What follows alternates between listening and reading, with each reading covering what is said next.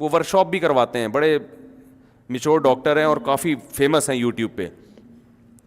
وہ نفسیاتی ڈاکٹر سے کسی نے پوچھا دوسری شادی کے بارے میں, تو محترم فرمانے لگے کہ دوسری شادی میں انسان کو جھوٹ بولنا پڑتا ہے, اس کی بیوی کا اس پر سے اعتماد ختم ہو جاتا ہے, اور یہ ہو جاتا ہے اور وہ ہو جاتا ہے, یعنی غیر اخلاقی حرکتیں. اور وہ جو باتیں بتائیں واقعی صحیح تھیں. ایسا ہوتا ہے کہ وہ ٹوپیاں کرائے گا, آج ادھر بیٹھا ہوا ہوں, آج ادھر بیٹھا ہوا ہوں, صحیح سچ بتائے گا تو پکڑا جائے گا نا, سچ بتائے گا تو بھائی پکڑا جائے گا, ٹھیک ہے نا, پٹے گا. تو وہ گھماتا رہتا ہے, ادھر بھی چائے پیے گا, دوسری بیوی کو بھی جا کے بتائے گا کہ میں تمہارے پاس چائے پینے کے لیے, آج سے پہلے میں نے کبھی چائے پی نہیں ہے, جب بھی پیتا ہوں تمہارے پاس پیتا ہوں. تو یہ ٹوپیاں اور یہ سب جھوٹ اور اعتماد ختم اور یہ سب بے پناہ نقصانات, اور اس سے بیوی ڈپریشن میں جاتی ہے, یہ ہوتا ہے وغیرہ وغیرہ. بالکل صحیح کہا. لیکن محترم یہ بھول رہے ہیں کہ جن عورتوں کو بندہ ہی نہیں مل رہا شادی کے لیے, وہ جو ڈپریشن میں جا رہی ہیں, ان کا آپ کے پاس حل کیا ہے؟ یعنی اس بندے کی ڈپریشن اور اس کی بیوی کی ڈپریشن کا تو خیال کیا جا رہا ہے. ان بیوہ, طلاق یافتہ, غریب لڑکیاں جو لاکھوں کی تعداد میں بیٹھی ہوئی ہیں, جن کو میاں نام کی کوئی چیز مل ہی نہیں رہی ہے, ان کی ڈپریشن پہ کوئی مقالہ نہیں ہے, کوئی تحقیق نہیں ہے, اور اس کا کوئی حل نہیں ہے. اس لیے کہتے ہیں کہ وحی کی تعلیمات کے بغیر جب انسان اپنی عقل سے سوچتا ہے نا, تو ٹھوکریں کھاتا ہے. عقل وہ ہے جو قرآن کے تابع ہو.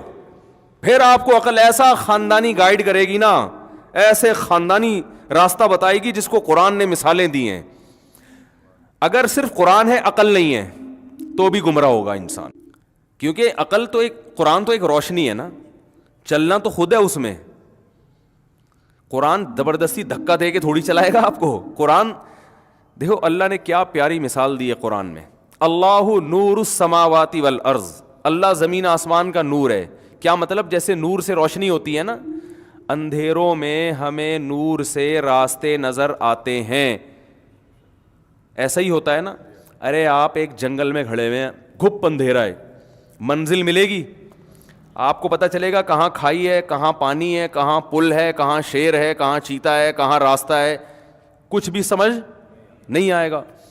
تو ایسے میں آپ کو کیا چاہیے ہوتا ہے؟ نور, روشنی. روشنی آپ کو چلا نہیں دیتی, روشنی دکھا دیتی ہے. روشنی کیا کرتی ہے؟ دکھا دیتی ہے. بھائی یہ کھائیے, یہ شیر بیٹھا ہوا ہے وہاں جناب بھیڑی ہیں, وہ آوازیں آئیں گی نا آپ کو, آپ عقل استعمال کرو گے, یار اوہ کی جو آوازیں آ رہی ہیں اس کا مطلب اس سمت میں کیا ہے؟ بھیڑیے بیٹھے ہوئے. تو عقل استعمال کرتا ہے انسان, اس روشنی کی موجودگی میں اس سے فائدہ اٹھا کے جب عقل استعمال کرے گا تو صحیح سمت میں چلنا شروع. اگر روشنی نہیں ہے, سالی کھوپڑی ہے صرف آپ کے پاس, عقل کھوپڑی کو بھی کہتے ہیں نا, تو کھوپڑی ہے آپ کے پاس, روشنی نہیں ہے, تو خالی کھوپڑی سے راستہ نظر نہیں آئے گا, دھکے کھائے گا وہ. اور اگر روشنی تو ہے مگر کھوپڑی نہیں ہے آپ کے پاس, تھوڑی سی میں ایسے جلدی میں ایسی باتیں کر لیتا ہوں, کھوپڑی ٹھوپڑی کہنا تو عقل ہی چاہیے, اس طرح کی لینگویج استعمال کرنا مناسب نہیں ہے. تو اصل میں جو کچھ الفاظ ہماری زبانوں پہ چڑھ گئے ہیں نا, اب کسی کو لوگ بتاؤ آپ میں عقل نہیں ہے تو اس کی سمجھ میں بات نہیں آتی. آپ اسے بولا آپ کی کھوپڑی ہے ہی نہیں, ٹھیک ہے نا, وہ فوراً سمجھ جاتا ہے. تو یہ الفاظ میری زبان پہ لوگوں سے بات کر کے چڑھ گئے ہیں زبان پہ. تو اب مہذب لیکچر تو اس طرح نہیں ہوتے, وہ تو یہی ہوتے ہیں آپ کے عقل شریف, ٹھیک ہے نا, اور اس طرح کی چیزیں انگلش تھوڑا سا لگا کے وہ چلا دیتے ہیں بات کو. ہم بالکل دیسی زبان استعمال کرتے ہیں. تو روشنی ہے, کھوپڑی نہیں ہے, تو بھی فائدہ نہیں ہے, اس لیے کہ روشنی میں آپ کو سب کچھ نظر آئے گا مگر آپ جج نہیں کر سکتے. جدھر شیروں کی آواز آ رہی ہے آپ اس طرف چلنا شروع ہو گئے, لوگ کہیں گے عقل استعمال کر, اللہ کے بندے ادھر سے دھاڑنے کی آواز آ رہی ہے, مرے گا وہاں پہ. آپ کہہ رہے ہو نہیں, چونکہ روشنی موجود ہے تو اب مجھے عقل استعمال کرنے کی ضرورت نہیں ہے, تو یہ بات درست ہوگی.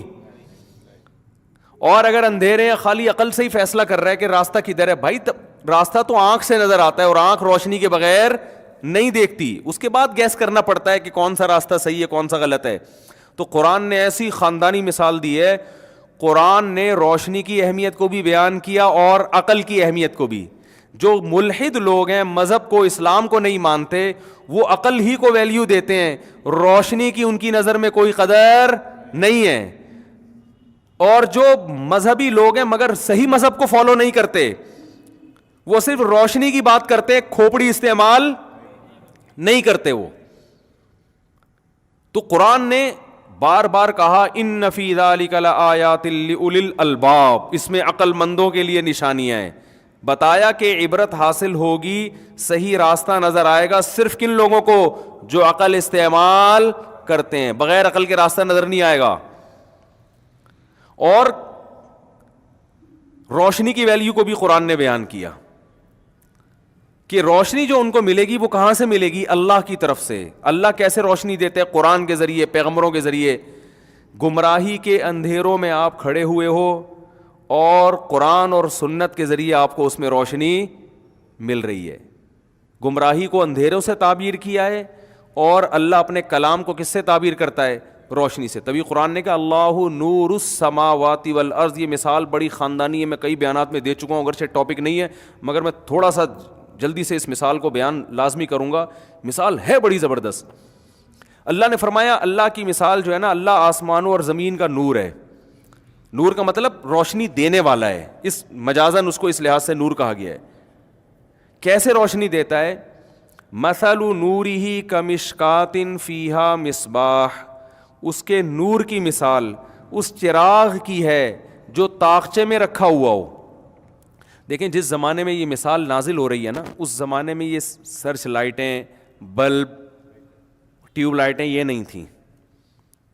اس زمانے میں آپ اگر اندھیروں میں ہو تو آپ کو روشنی کے لیے یا تو موم بتی چاہیے, یا چراغ چاہیے, یا جگنو چاہیے, یہی ہوتا ہے نا. تو چراغ اس وقت سب سے بہترین ذریعہ تھا روشنی حاصل کرنے کا. تو اللہ فرماتے ہیں جیسے اندھیروں میں کوئی کھڑا ہوا ہو اور اسے چراغ مل جائے تو کتنا خوش ہوگا وہ. تو اللہ فرماتے ہیں لیکن اللہ کی مثال عام چراغ ہی نہیں ہے, کیونکہ چراغ مٹی کے تیل سے بھی جلائے جاتے ہیں. ایسے بھی چراغ ہوتے ہیں کہ ہوا کے جھونکوں کی وجہ سے بار بار ٹمٹماتا رہتا ہے, وہ آپ کو دیکھنے میں مشکل ہوتی ہے. پھر اس کی چراغ کی روشنی میں جو آگ جلتی ہے اس میں دھواں بھی ہوتا ہے, اس سے بھی انسان ڈسٹرب ہوتا ہے, بدبو آتی ہے اس دھوئیں کی. سمجھ میں نہیں آ رہی میرا خیال ہے بات. پھر چراغ میں آپ نے بہت اچھا تیل بھی ڈال دیا, یعنی اچھا کا مطلب مٹی کا تیل یا پیٹرول ڈال دیا آپ نے اس میں, تو اس میں اس بات کا خطرہ موجود ہوتا ہے یہ کوالٹی وائز اچھا نہ ہو. جیسے پراٹھے جو ہوٹلوں کے ہم صبح کھاتے ہیں, اب وہ گھی بھی ہے تو پتہ نہیں کہاں سے گھی لیا ہے ٹھیک ہے نا. میں تو سوچ رہا ہوں دیسی گھی کے ڈبے اپنی جیب میں لے کے جایا کروں. ہوٹل والے سے بولے یار اس میں تو مجھے پراٹھا بنا کے دے دے, تو اپنے ساتھ لے جایا کرو ساری چیزیں. آج کل کوئی بھروسہ نہیں ہے یار, یہ کیا گھی, کون سا قسم کا گھی ہے, کیا کھلا رہے ہیں. خیر, تو اللہ فرماتے ہیں کہ میں جو ہدایت دیتا ہوں نا, تو اس کی مثال جو قرآن ہے اس کی مثال ایسے ہے جیسے آپ ایک اندھیرے جنگل میں کھڑے ہو, کوئی روشنی کا انتظام نہیں ہے, لیکن اس میں ایک ایسا چراغ مل گیا. تو مثل نورہ کمشکات, اللہ فرماتے ہیں میرے نور کی مثال ایک طاقچے کی طرح ہے. کیونکہ جب دیوار میں طاقچے ہوتے ہیں نا, اس میں جو چراغ ہوتا ہے وہ ہوا سے بچتا ہے, وہ چاروں طرف سے ہوا کے جھونکے اسے بجھاتے نہیں ہیں, اس کی روشنی کو کم نہیں کرتے, بار بار ڈم نہیں کرتے. تو ایک محفوظ جگہ پہ ہے. فیہا مصباح, جس میں چراغ رکھا ہوا ہے. المصباح فی زجاجہ, اور وہ چراغ بھی ایک خوبصورت شیشے کے برتن میں ہے, کیونکہ جو آئینہ ہے نا شیشہ, وہ اور روشنی کو ریفلیکٹ کرتا ہے اور پھیلاتا ہے, وہ روشنی کو چمکاتا ہے. اور الزجاجۃ کأنہا کوکب دری, جس شیشے میں وہ چراغ رکھا ہوا